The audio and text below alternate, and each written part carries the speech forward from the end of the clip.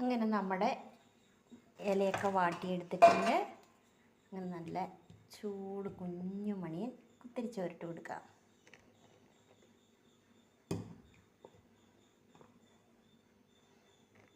അങ്ങനെ നല്ല ആവി വറക്കണ കുത്തിരി ചോറിട്ട് കൊടുത്തിട്ടുണ്ട്.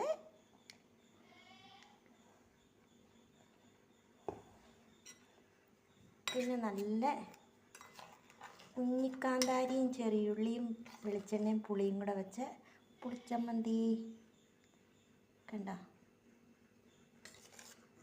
എൻ്റെ വെളിച്ചെണ്ണ. പിന്നെ ഒരു നാടൻ കോഴി മുട്ട വറുത്തത്,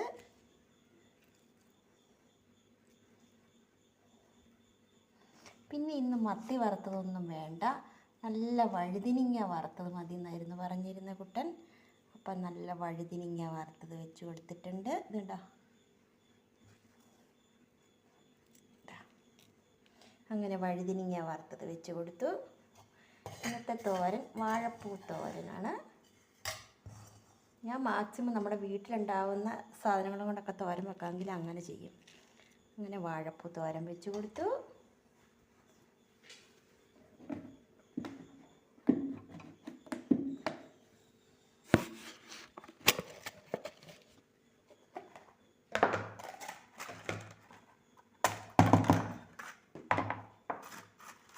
പിന്നെ പപ്പടം വറുത്തതുണ്ട്.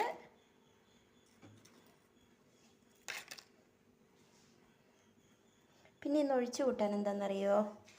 എല്ലാവർക്കും ഇഷ്ടമുള്ളൊരു കറിയാണ് കേട്ടോ. പച്ചമത്തിയൊക്കെ കൂട്ടി കൂട്ടി കൂട്ടി മടുത്തു എന്ന് പറഞ്ഞപ്പോൾ നല്ല ഉണക്ക മത്തിയും മാങ്ങയും കൂടെ ഒരു ചാറ്. ഉണക്കമത്തി, മാങ്ങ, തക്കാളിയൊക്കെ ഇട്ടിട്ട് ഒരു കറി. അങ്ങനെ നമ്മുടെ കിടുക്കാച്ചി പൊതിച്ചോറ് ഇന്ന് റെഡി ആയിട്ടുണ്ട്. അപ്പോൾ എന്തൊക്കെയാണെന്നൊന്നും കൂടെ നോക്കിയാലോ? കാന്താരി മുളക് ചമ്മന്തി, നാടൻ കോഴിമുട്ട വറുത്തത്, ഉണക്കമത്തിയും മാങ്ങയും കൂടി ചാറ്, പപ്പടം വറുത്തത്, വാഴപ്പൂ തോരൻ, പിന്നെ വഴുതിനിങ്ങ വറുത്തത്. പിന്നെ ഒരു കാര്യം പറയട്ടെ, നേരം പോക്കിന് വേണ്ടിയേ സ്വന്തം ആഗ്രഹം സാധിക്കാൻ വേണ്ടിയും ആരും ആരെയും സ്നേഹിക്കാതിരിക്കുക.